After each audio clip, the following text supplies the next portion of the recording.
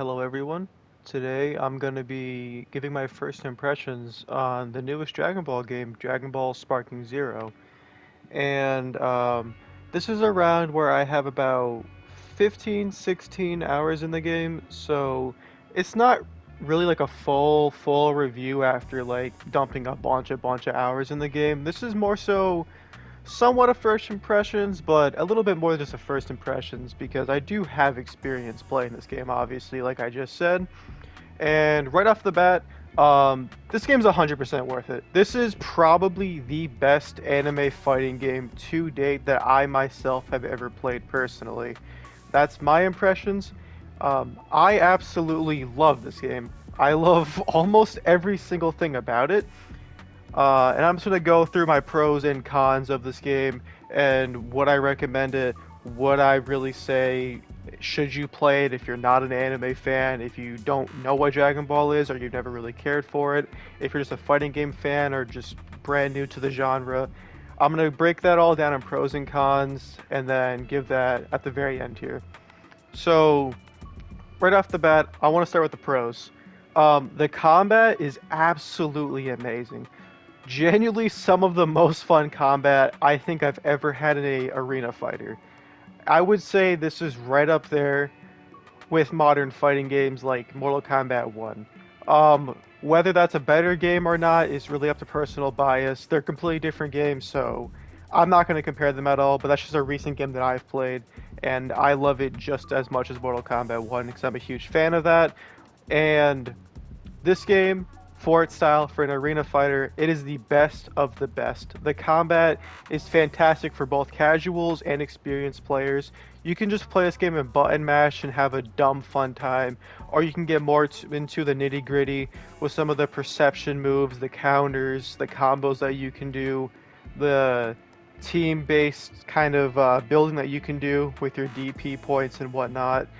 You can really get into this game in a very tournament level competitive style. And you can play at a base level too. It's fantastic. The combat is so good. I cannot stress that enough. It is the best of the best at what it does. And I want to move on to the animations and the graphics and how this game looks.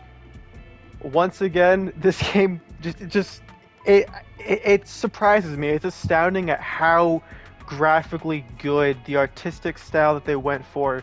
They really did take the old style of the Budokai games or some of the more modern Xenoverse games or fighters and take that 3D rendered characters and just make it look even better. Because for me, I thought Dragon Ball Kakarot was like peak when it came to how Dragon Ball can look in a video game style. And somehow they just took that and they brought it a step up above what it was before. It's actually so shocking. Like it's so hyped too. Like you'll do like Goku's Super Kamehameha and it'll just look so good. And I found myself on multiple occasions all yelling at the TV. I know how dumb that sounds, but like just yelling out of just pure hype of how good it looks. But yeah, just graphically, this game is top notch. It looks so visually good. It's so hyped to play. Doing the special moves are so cinematic, and I'm gonna move on from that. Yeah, combat, graphics, animation, 10 out of 10. Next thing, I'm gonna move on to the voice acting. It sounds extremely good. Like when Goku screams Kaioken or he transforms, all the yelling sounds really good, as you would expect, because Dragon Ball really does have one of the best dubs. It's one of the few things that I think the dub is way better than the sub, and it's just yeah, Goku's voice acting, Vegeta's voice acting, Krillin, Piccolo, anybody, they all sound extremely good, super accurate. I love it. It's really nice because obviously voice acting is really big in Dragon Ball. Like you don't want to be listening to people scream and have it be annoying. But Dragon Ball, no, they sound fantastic. And next thing is the roster. The roster is extremely good, as you would expect. Yeah, just really almost every category is perfect. Yeah, the roster is super expansive. So many different characters, characters that I doubt most people would even recognize. Like a lot of people wouldn't know who Dr. Wheelo is because he's never really been playable in a Dragon Ball game that I could think of. He might have been in Budokai 3 or something like that, but it's been so long that I really couldn't tell you. but most people don't know Dr. Wheelo. You know, he's from the movie The World's Strongest, I believe, which is something that I think it's from the 90s or the early 2000s, and something that people just probably have never seen, or if they have, they wouldn't even remember it because it's so old. But yeah, the roster's fantastic. They got pretty much everybody that you would want and more. And next thing is the stages. And I think they have about 13 stages in the game, which is very nice because you have the different morning, night, evening kind of styles for them. You have destroyed cities, you have a very diverse select of stages, and you can move around pretty much anywhere you want in the stages. I don't think I've ever hit a stage border. I'm sure that obviously they exist, but I've never gone far enough in a stage before the match is done to hit a stage border. And another good thing to talk about is the customization for what you can do with the characters. There's a very good selection of outfits for most of the characters in the game. I don't think everybody has an outfit, obviously. Like, I don't think characters like, for instance, Kefla or Frieza have different outfits. But a lot of the things that you would ask for when it comes to the customization is in the game. Like, Goku has just about every outfit that you see him have in the anime and even some of the movies, which is really, really nice. There's zero complaints that I have there. And it's just so exciting to see how many characters that they could add, the stages that they could add. I believe the first season's tied around the new superhero movie, so it would be really, really cool seeing, for instance, the floating island that Piccolo fights, that one Gamma guy on, and then you have that one Red Ribbon hideout where Goku goes and rescues Pan at. Just different things like that are going to be super exciting, and I really am looking forward to that. But this game is pretty much content complete. There's not anything that you would really ask for that should be in the game at release. And I think that's just about all the pros for the game, and I'll move on to my very few cons. For one, is episode battle. The episode battle, which is essentially the story mode for this game, is not really good at all. I don't really care for it. I can understand people that do enjoy it because it can be fun. Some of the fights are good, and I like the what if scenarios that are in it. But episode battle is essentially just a retelling of the Z story and a little bit of the Dragon Ball Super anime as well. And what I really don't like about it is the fact that the cutscenes are kind of just slideshows and title cards. I don't like that. I've never really been a fan of anime games that do that. It's a very common trope that most anime games use. I myself would just really prefer it being fully animated, like something that Dragon Ball Z Kakarot used. I believe that game was mostly animated. They very rarely did still images or scenes where they just stand around. Of course, I know that they do have that sometimes in that game from memory, I believe.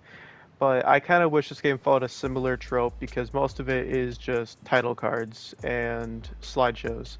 And that does suck for what is supposed to be the story mode. But of course, I'm not super critical on this mode because it's something that you would just play through one time and not go back again to play again. Because it's a fighting game, most of your time is going to be spent online. And online is really, really good. It feels very silky smooth. I don't really have any connection issues, which is something that most fighting games have at release. But this time, I find it extremely fun to be climbing ranks early on because I don't really have connection issues in this game, and I'm really happy to say that. And especially in ranked mode, using the DP system is super, super fun, which if you don't know what the DP system is, which I'd be surprised if you don't, it's where you have 15 points and characters that are like god tier, like Ultra Instinct Goku or Jiren or Whis, Beerus, those characters cost a lot more. Where if you play someone like Ultra Instinct Goku, you would only really be able to use him as well as one other middle ranked character like Piccolo on a team. Or you could do a lot of lower tier characters like Krillin, Tien, Raditz, Raccoon, just dumb characters like that. You could have a whole team of five because you have five slots total and each character costs a different amount of points. And that system is really clever and really, really smart and super, super fun because you can have some really funny combos.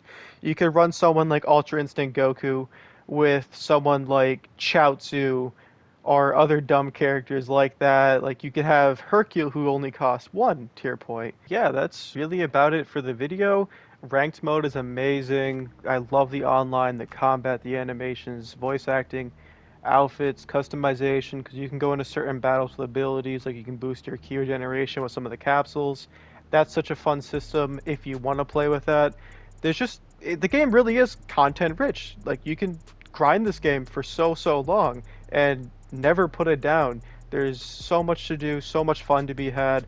There's also a bonus battle system too, where you can do funny little what if matches. For instance, I believe that there's one where you have like Broly versus Jiren, which is such a cool concept. Just different things like that really keep this game going, and it really just brings the hype and it fulfills the hype. Not many games really do that nowadays. And it is very funny that we had two monkey games this year and both back to back delivered with the hype. The only thing bringing this game down would just be the episode battle, which, like I said, it's passable. The episode battle is not horrible. I just wish it had more to it, and I wish it was fully animated. But I'm repeating myself. That's about it. It's a fantastic game. I would heavily suggest this to newcomers to Dragon Ball or newcomers to fighting games, people that aren't familiar with it. Anybody should try this game on out. If you are a Dragon Ball fan, this is probably going to be your favorite game of the year. I can't imagine not liking this game. I would give this game probably like a 9 out of 10, maybe a 9.5. Only thing bringing it down is episode battle. Besides that, fantastic game. 10 out of 10 with that episode battle, but 9 out of 10 with episode battle. I love this game. That's really about it, though, guys. I hope you have a great rest of your day. Yeah, that's about it. See ya.